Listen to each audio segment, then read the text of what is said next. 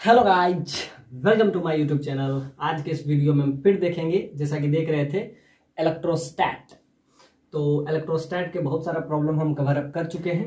अब कुछ नया टाइप का प्रॉब्लम हम कवर अप करेंगे। और ये जो प्रॉब्लम है, जेईई एडवांस 2014 में ये क्वेश्चन पूछा है। बहुत बेसिक सा क्वेश्चन है। और एक क्वेश्चन और करेंगे, वो जेईई एडवांस 2016 में वो क्वेश्चन पूछा है, और वो कंप्रीहेंशन टाइप प्रॉब्लम है। हालांकि ये तो ऑप्शनल है, मल्टीपल चॉइस ऑप्शन है, यानी इसमें आपको इलेक्ट्रिक फील्ड पूछा है और चार्ज पूछा है, दो चीज पूछा है, चार्ज और इलेक्ट्रिक फील्ड। तो चार ऑप्शन है। पहले हम क्वेश्चन पढ़ते हैं। तो बहुत बेसिक सा क्वेश्चन है, क्योंकि आपको क्लियर कट दिख भी रहा है। ये इलेक्ट्रोस्टैट का ये प्रॉब्लम नहीं है, ये प्रॉब्लम आपका कैपेसिटर का है। ये प्रॉब्लम आपका कैपेसिटर का है। तो यहां दिया हुआ है a parallel plate capacitor. A parallel plate capacitor has a dielectric slab. A parallel plate capacitor has a dielectric slab of dielectric constant between its plate. The total capacitance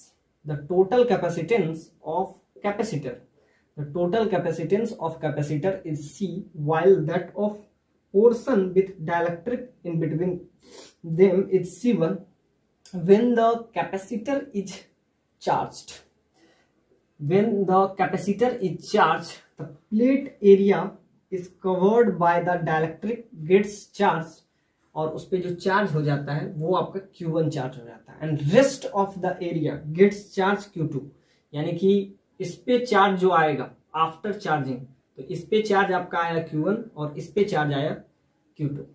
अब क्या कह रहा है कि electric field in the dielectric is E1 and that of other is E2। अब ध्यान से देखिए, इस पे चार्ज Q1 है, इस पे चार्ज आपका Q2 है, और इस पे जो इलेक्ट्रिक फील्ड है वो E1 है, और इस पे जो इलेक्ट्रिक फील्ड है वो आपका E2 है। तो यही आपसे पूछा कि चार्ज बताइए, E1 E2 का रेशियो बताइए। यानी आपसे पूछा क्या है, Q1 Q2 का रेशियो, E1 E2 का रेशियो पूछा है।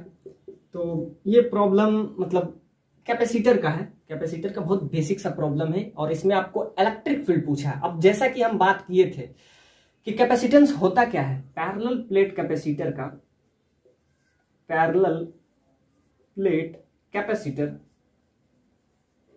का कैपेसिटेंस हो जाता है जब उसमें कुछ भी इंसर्ट करते हैं, क्योंकि ये जो है इंसर्शन ऑफ डायलेक्ट्रिक कांस्टेंट है। ये प्रॉब्लम, इस टाइप का प्रॉब्लम हम प्रीवियस लेक्चर में भी किए थे। तो उसमें क्या है, डायलेक्ट्रिक कांस्टेंट, यानी कि total capacitance of capacitor is small C, while that of portion with dielectric in between is C1। तो उसमें डायलेक्ट्रिक जब हम इंसर्ट किए वो आपका C1 है। And when the capacitor is charge, अब क्या किए, कैपेसिटर को चार्ज किए। यानी कि ये जो प्रॉब्लम है चार्जिंग ऑफ कैपेसिटर, यानी ये जो प्रॉब्लम है चार्जिंग ऑफ कैपेसिटर पे बेस्ड है। वैसे भी कैपेसिटर क्या करता है, अरेंजमेंट ऑफ डिफरेंट चार्ज को क्या करता है, बस रीअरेंज करता है। कैपेसिटर न चार्ज को क्रिएट करता है न डिस्ट्रॉय करता है, बस ये रीअरेंज करता है। सो रीडिस्ट्रीब्यूशन ऑफ चार्ज जो होता है वही कैपेसिटर होता है। तो वही कह रहा है कि जब कैपेसिटर अनचार्ज था, जब कैपेसिटर चार्ज हो जाता है, when capacitor is charge the plate area covered by the dielectric is Q1।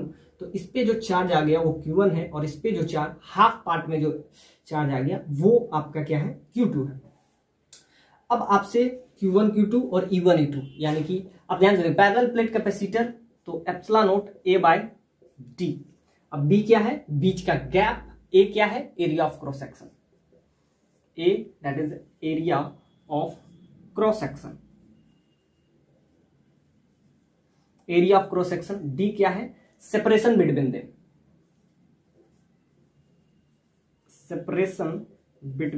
Them, अब ध्यान से देखिए, अब जब इसमें हम कोई डायलेक्ट्रिक इंसर्ट करते हैं, insertion of dielectric constant which has its dielectric constant that is K, so this is capacitance. जब हम उसमें इंसर्ट करते हैं क्या, डायलेक्ट्रिक कांस्टेंट, तब उसका कैपेसिटेंस क्या हो जाता है, K टाइम्स इंक्रीज कर जाता है। So epsilon nought A/D into K, ये इसका कैपेसिटेंस हो जाता है। लेकिन electric field K times decrease कर जाता है।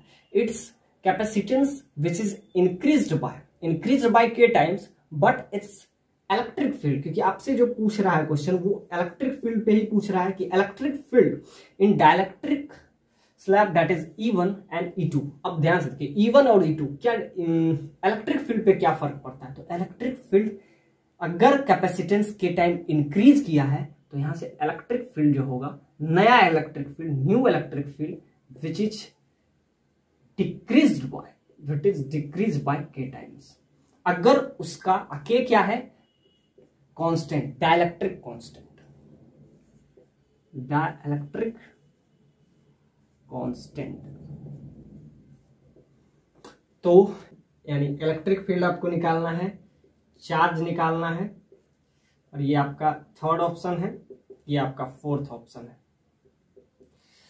तो इसमें अगर हम देखें तो क्या होता है, जब भी हम उसमें कोई इंसर्ट करते हैं डाइलेक्ट्रिक कांस्टेंट तो उसका कैपेसिटेंस के टाइम्स इंक्रीज कर जाता है k times, but it's electric field decreased bye k times.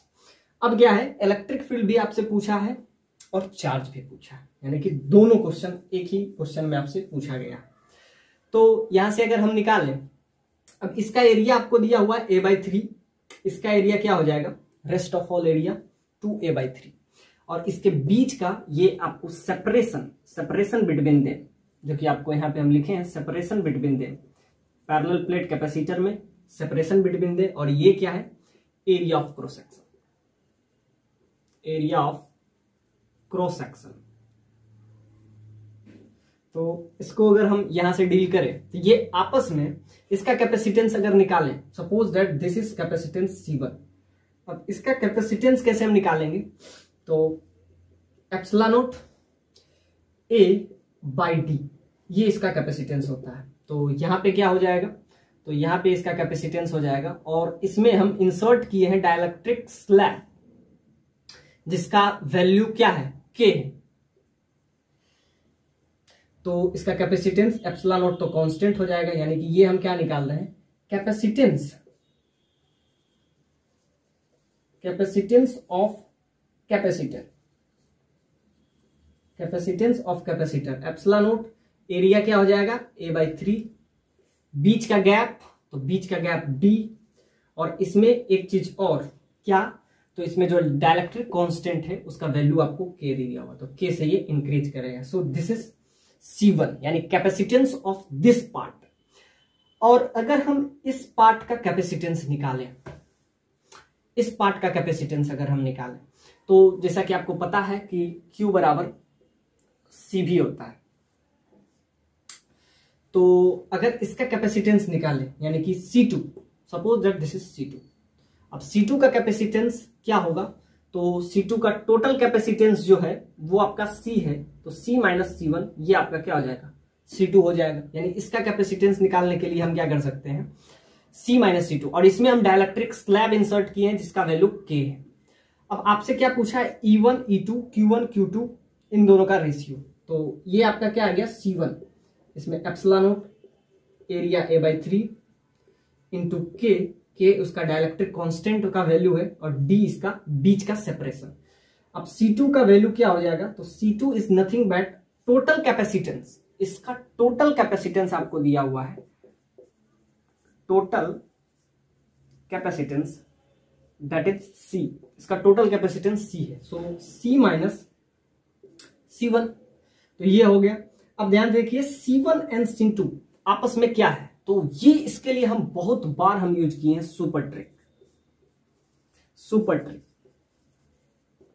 तो इसमें हम क्या यूज करते हैं, ये आपस में कौन सा, यानी कि C1 and C2 are connected इन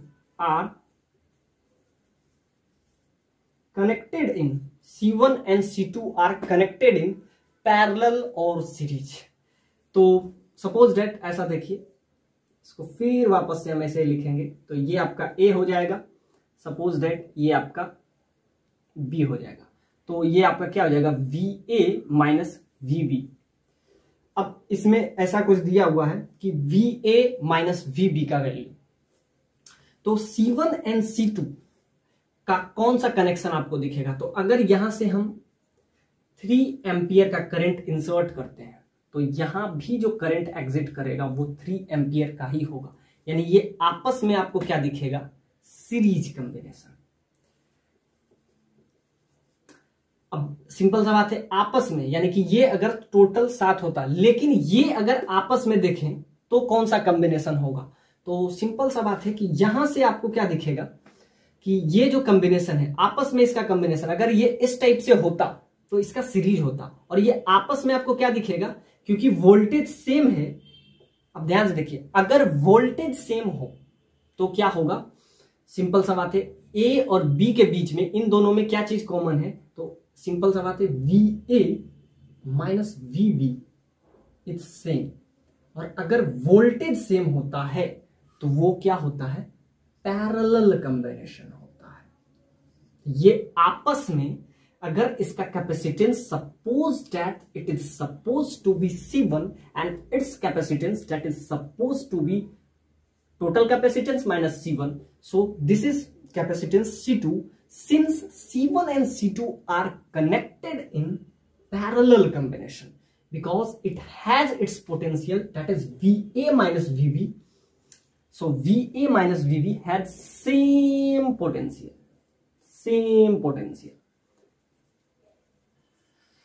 तो ये आपका आ जाएगा, since C1 and C2 connected in, क्या आपको दिखेगा, पैरेलल कॉम्बिनेशन है। पैरेलल क्यों, क्योंकि दोनों का पोटेंशियल सेम होगा, ये आपस में यानी कि A से B के बीच में। अब ध्यान से देखिए, अगर ये पैरेलल है तो हम क्या करते हैं, जो करंट में काम करते हैं इसमें हम क्या करते हैं, सिंपली रिवर्स कर देते हैं। तो सिंपल सा बात है कि है तो ये पैरेलल कॉम्बिनेशन में, लेकिन क्या करते हैं, और अगर रिवर्स कर देंगे तो क्या हो जाएगा, सिंपली ऐड हो जाएगा, यानी कि टोटल कैपेसिटेंस क्या हो जाएगा, C1 प्लस C2। तो यहां से आपका क्या हो जाएगा, ये कैपेसिटेंस, क्योंकि ये आपका पैरेलल में है, तो पैरेलल में हम जब करंट इलेक्ट्रिसिटी में होता है तो क्या लिखते हैं, C1 into C2 divided by C1 plus C2। लेकिन इसमें क्या करते हैं, रिवर्स कर देते हैं, तो सिंपली हो जाएगा C1 प्लस C2। तो ये आपका आ गया कैपेसिटेंस। अब C1 का वैल्यू भी आपको पता है, C2 का भी वैल्यू पता है, और यहां से आपसे पूछा है इलेक्ट्रिक फील्ड का वैल्यू।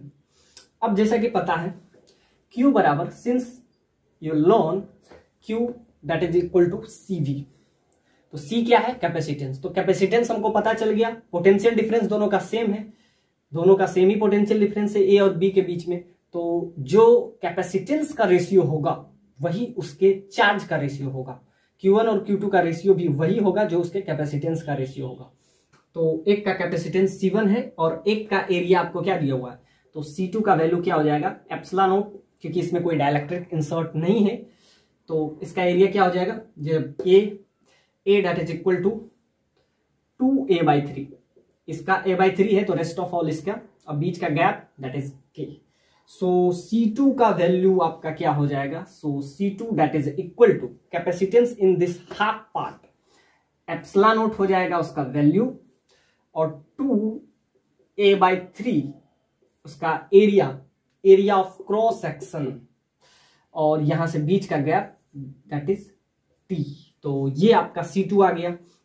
आपसे क्या पूछा है, C1/C2 का वैल्यू। अब ध्यान से देखिए, C1 और C2 का वैल्यू क्या हो जाएगा, तो C1 net capacitance that is C, और C1 और C2 का वैल्यू यहां से अगर हम निकाल लें तो दोनों का रेशियो, ये आपका C1 का वैल्यू है, और C का वैल्यू अगर हम यहां से निकाल लेते हैं, तो यहां से अगर हम निकाल लेते हैं C1 C2 का वैल्यू, बस इसमें पुट कर देते हैं, तो आपका क्या आ जाएगा, ऑप्शन फर्स्ट आ जाएगा। तो C1 और C2 का रेशियो आपसे पूछा है, तो इसमें आपसे इलेक्ट्रिक फील्ड भी पूछा है, चार्ज भी पूछा है। तो ध्यान से देखिए, Q बराबर CV में तो पोटेंशियल डिफरेंस दोनों के लिए सेम है। तो और एक और रिलेशन आप हमेशा याद रखें, V बराबर हमेशा ED होता है। अब V क्या है, तो V पोटेंशियल है, E क्या है, इलेक्ट्रिक फील्ड है, और D क्या है, बीच का गैप। तो ये आपका यहां से आ जाएगा, और आपसे C/C1 का वैल्यू, तो C आपका कैपेसिटेंस है, तो यहां से अगर हम निकालें C कैपेसिटेंस क्या हो जाएगा, total capacitance C1 plus C2। ये आपस में आपको कौन सा कॉम्बिनेशन दिखा, तो पोटेंशियल सेम था, पैरेलल दिखा, रिवर्स कर दिए, तो ये C1 प्लस C2 हो गया। C1 का वैल्यू आपको पता है, since you have know the value that is epsilon not A/3, area of cross section A by 3, K its dielectric constant, T which means separation between them, plus C2. So C2 is nothing but this result, epsilon naught A यानी कि 2A by 3 by बीच का gap, that is D। तो यहां से आपका आ गया C का value. तो आपसे पूछा क्या है, C और C1 का रेशियो। तो C और C1 का रेशियो यहां से अगर हम निकाल लें तो C1 के जगह पे हम पुट कर देंगे तो ये C1 से C1 कैंसिल हो जाएगा, C that is equal to C1 plus C2 that is C minus C1। तो यहां से अगर हम ये निकाल लें दोनों का वैल्यू, तो C का वैल्यू यहां से आपका क्या आ जाएगा, तो दोनों का वैल्यू कॉमन ले लेते हैं तो epsilon naught A by D अगर यहां से हम कॉमन ले लेते हैं तो यहां से आपका क्या आ जाएगा, 2K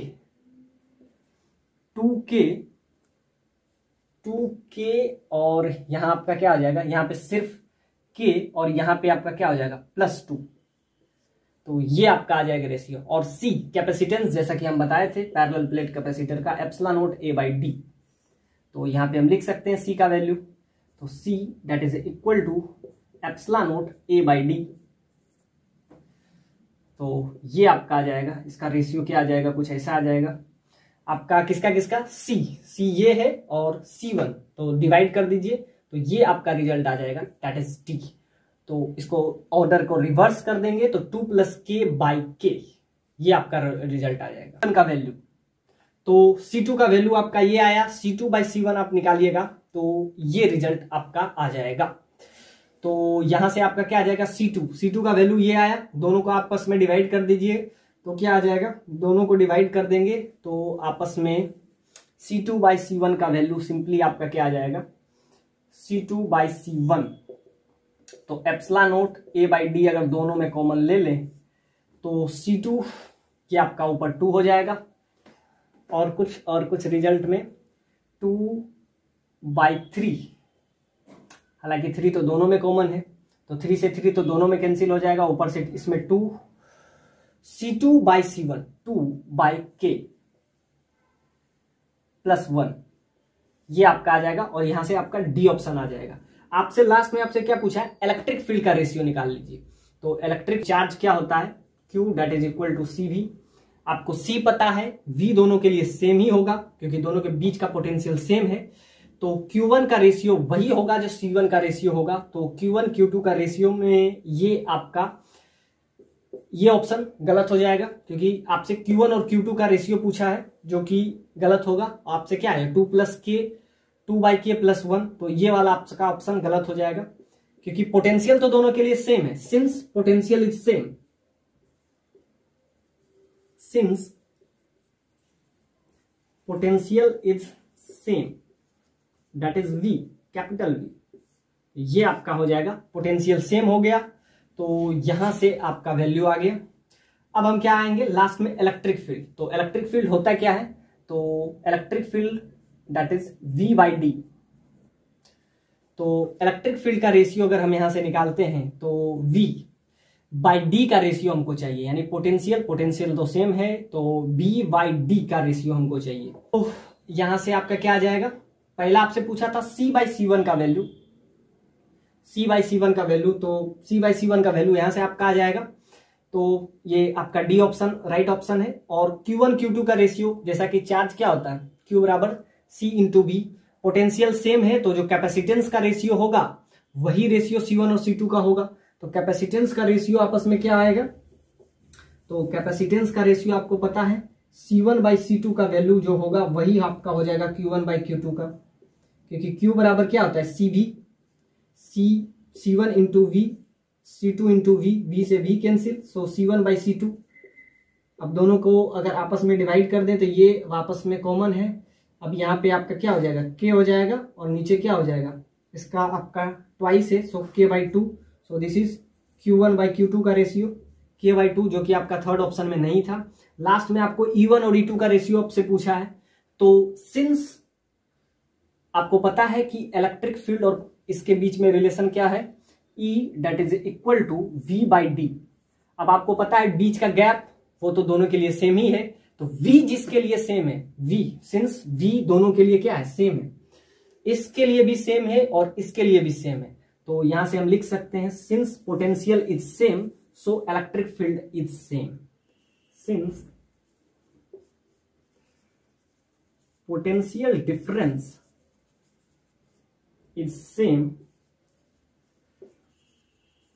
that's why it's